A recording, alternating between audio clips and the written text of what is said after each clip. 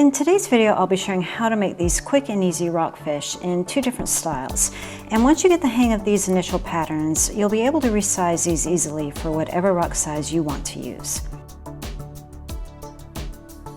This video is broken into three parts. First, the two patterns, and then a section with extra tips on how to stiffen your crochet covers, as well as how to turn these into keychains or card charms. To get started, go ahead and add a slip knot to your hook. We're going to create chains, and we want this to wrap comfortably around our rocks. Now you can either do this in a multiple of 4, and if you do that, be sure to add one more at the very end to account for your turning chain, or you can just wing it. The reason you're doing a multiple of 4 is because we are going to be working into the 4th chain all the way around for that first round. This may take some trial and error. You just want to make sure it fits comfortably around your rock, not too tight, not too loose, and this will depend on the stretch of your yarn. Once you get your chain to your liking, go ahead and add a slip stitch into the very first chain that you started with to form a ring. To create the body, we're going to do a diamond mesh stitch. I like to work with odd numbers, chain 7, chain 5, chain 3.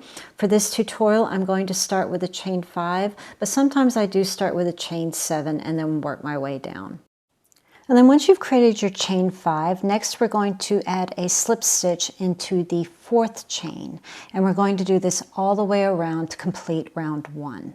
Now, if you didn't do a multiple of 4, don't worry about it. Nobody's going to notice if you're off by 1 or 2 stitches. And then once you've reached the end with your final slip stitch into that chain, now you're ready for round 2. And from here on out, we're just going to be working within these arches that we made in round 1. Continue on with a chain 5. We're going to be doing the majority of the body with a chain 5. And then you have a couple of options here. You can either go into the arch and do your slip stitch around it, or you can go within the chain, just going into the center chain. That would be chain 3, and then do your slip stitch. You can do it either way, they both look good, but I did find that going into the chain kept the arches in place. And we're just going to continue doing this round after round, just building the body. Take time every now and again to put this around your rock and see how everything's looking. I think for this rock here, I did about 4 or 5 rounds before I got to the area that's starting to taper. And once you notice that your rock is starting to taper down, it's time for a decrease. And to decrease, we're just going to shorten our chains. So since I started with a chain 5, I'm going to go down to a chain 3. Just continue on as you were, building your little arches, and go as close as you can to the tip of your rock. And once you've gotten as close as you can get, it's time for our final decrease. And all we're going to do here is a single crochet in each arch.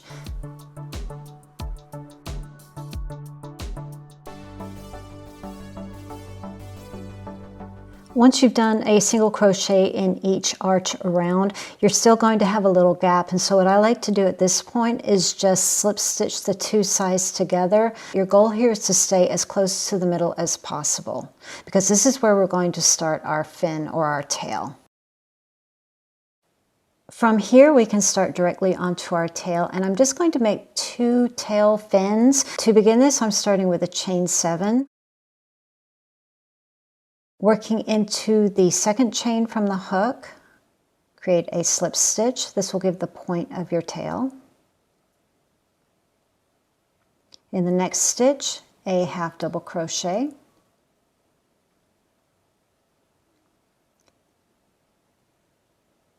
And then in the next stitch, we're going to do a double crochet. We're just kind of building the width of our tail here.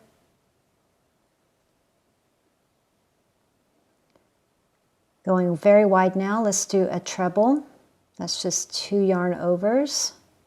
If that's too fiddly for you, then just stick with a double crochet. Now we're just going to build back down. Let's do a double crochet in the next stitch.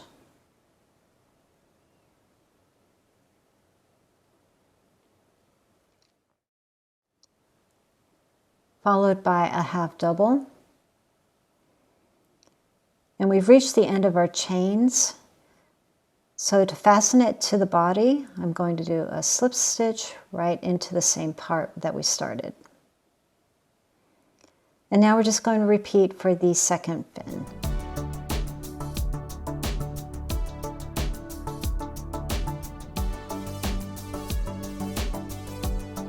And then to secure, just another slip stitch into the base of those tails, and we're all finished. If you're finding that your tail is curling up, I have a section at the end to show how to stiffen this.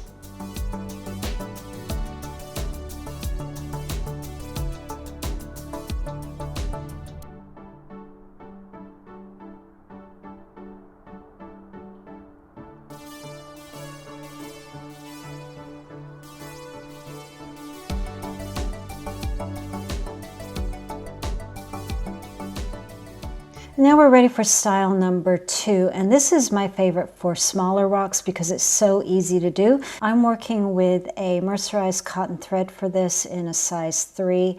Size 7 works really well for this too.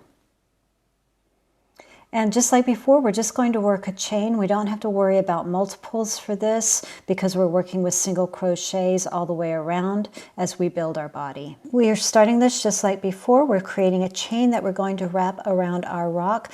With cotton thread, it's very stiff, so you're not going to get a lot of stretch with this. So just make sure that the sides are touching before you commit. And then you're just going to pull the two sides together, create a slip stitch to form a ring.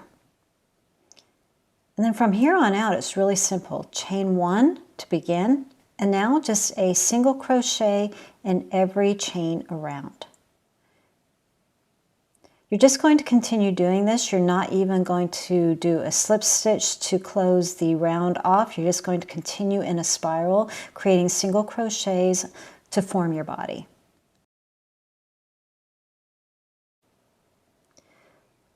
After you've covered the majority of your rock with single crochets, it's time to do a decrease to close the body up. And this is really easy to do. We're just going to take 2 single crochets and turn it into 1. To do this, go into the first stitch, yarn over, go into the second stitch, yarn over, pull through all 3 loops. That is a decrease. Continue doing this all the way around. We're not worrying about any kind of stitch counts. You just want to get as tight as possible.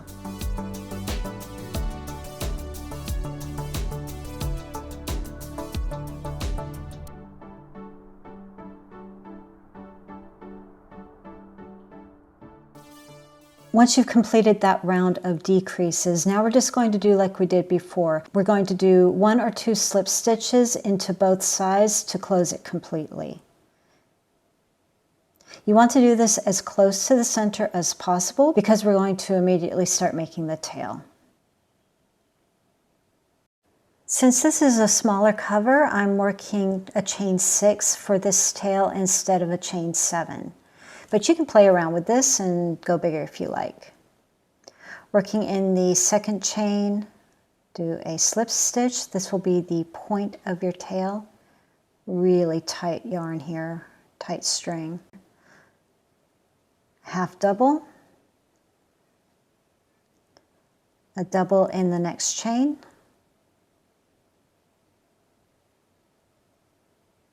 let's do another double in the next chain,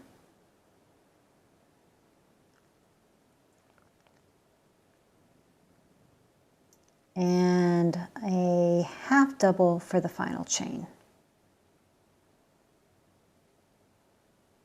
To connect to the body, just do a slip stitch and repeat for the second side.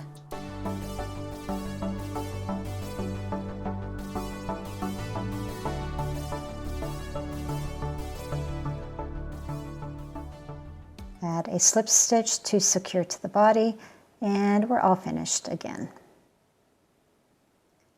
Go ahead and fasten off and weave in your ends however you like best. I usually take this opportunity to tighten things up a little bit if it got a little bit loose.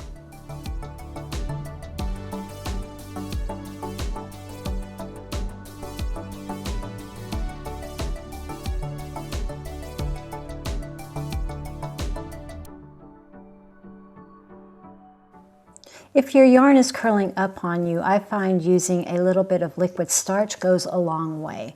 You can either just dip the fins in, or you can dip the entire thing in and set it to dry overnight and you'll be good to go. These smaller ones work really well as keychains and card charms, and super cute with a little crystal inside. This is really easy to do. I just create a chain for the size of the loop that I want. For example, for the keychain, I did about a chain 4 or a chain 5. I just need a little space there to attach the keychain hanger. I make sure to have a long tail on both sides of the chain because I'm going to use that to attach to the body. To fasten off, I just clip off that long tail and thread it through the final chain. Don't forget to add your keychain at this point. It's a lot easier to do that than trying to pull the metal piece apart to attach later. And then I just thread the tails through on both sides.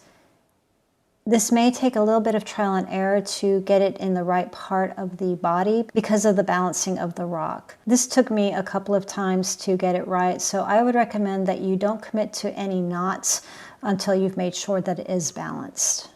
And then once you're sure that it works, then I would go ahead and do a double knot at the top. And then I thread the two ends to the other side and repeat the process. And then snip, snip.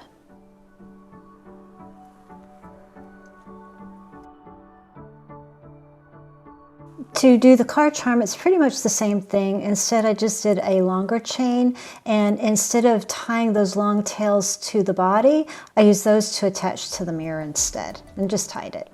If you enjoyed this video, I have another one on how to design your own crochet rock covers, and I'll go ahead and link it for you here.